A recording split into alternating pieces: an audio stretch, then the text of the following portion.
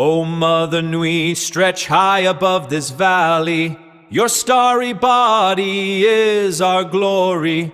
Then see the hawk of yonder Rahur quit, his fiery splendor, oh so mighty. He brings a light for all our weary souls.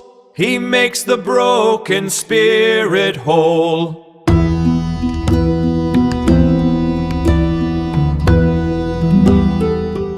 Imagine walking into a 17th century laboratory, right? You expect to see precise formulas, beakers, maybe some scales. But instead, you are handed this bizarre drawing of an oven, and it's surrounded by a fire-breathing dragon, a gloomy raven, and like a peacock. Yeah, it feels like you've stumbled into a mythological petting zoo rather than a science lab. Right, exactly. Okay. But looking through the notes and the historical sources you shared for our deep dive today, our mission is to decode this exact image. It is an engraving from Michael Mayer's 1618 book, The Triptych Aureus, or The Golden Tripod. So, okay, let's unpack this, because, this isn't just a quirky picture. It's actually a really dense psychological map of human transformation. It really is. And the anchor for that transformation is the oven right in the center, which is called the Athanor. The Athanor. Yeah, the Athanor. In an early modern lab, this was a real physical brick or clay furnace. But the key is the type of fire it held.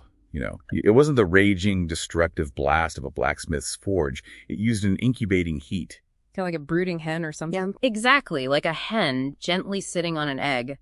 It represents the sealed inner work, meaning true transmutation only happens when everything is perfectly contained inside a hermetically sealed glass vessel. Wow, that is like essentially a 17th century argument for modern boundary setting. Yeah. Think about it. You can't undergo any kind of deep personal growth if you're constantly distracted or, leaking your energy out to the external world. You have to seal the vessel first. That is a great way to put it. And once that vessel is sealed and the heat is applied, things get incredibly volatile inside. Because you're cooking down this raw material. Right.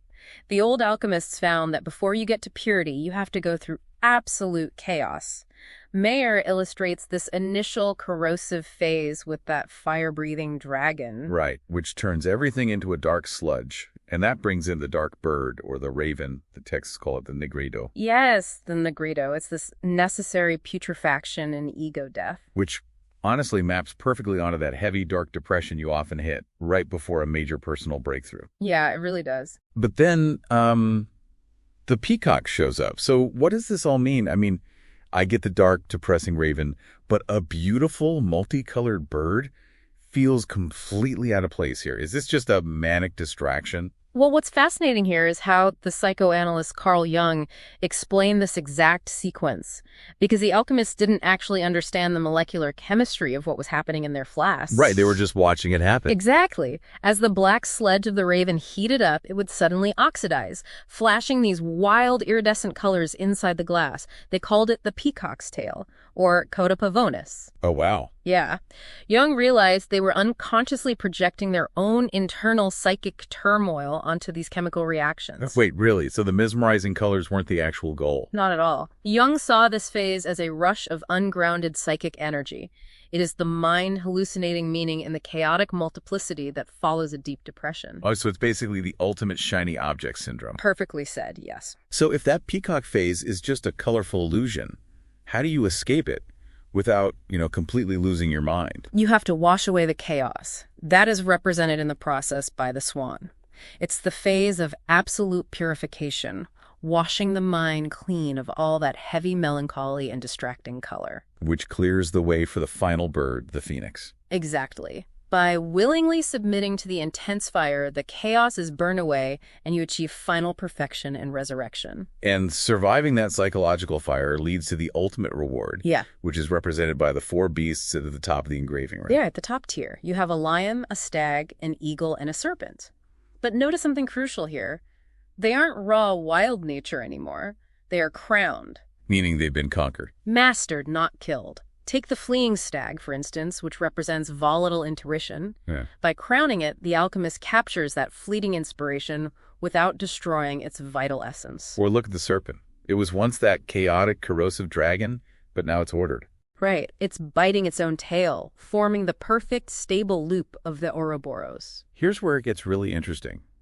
The goal of all this rigorous inner work isn't to kill off your wild instincts. It's to crown them. You don't destroy the dangerous parts of yourself, you master your internal zoo. Exactly. And if we connect this to the bigger picture, early alchemy wasn't some get-rich-quick scheme to make physical gold out of lead. Yeah, that's such a huge misconception. It really is. It was actually a rigorous, disciplined framework for surviving the chaotic multiplicity of life and forging an indestructible, unified self. Because the alchemists basically used the mysterious chemical reactions bubbling in their furnaces as a blank canvas, just projecting their own unrecognized psychological chaos onto it. Yeah, that's exactly what Jung figured out. Which leaves you with something pretty profound to consider today. As you navigate a world full of complex black boxes and modern mysteries, what are you unknowingly projecting your own inner dragons onto?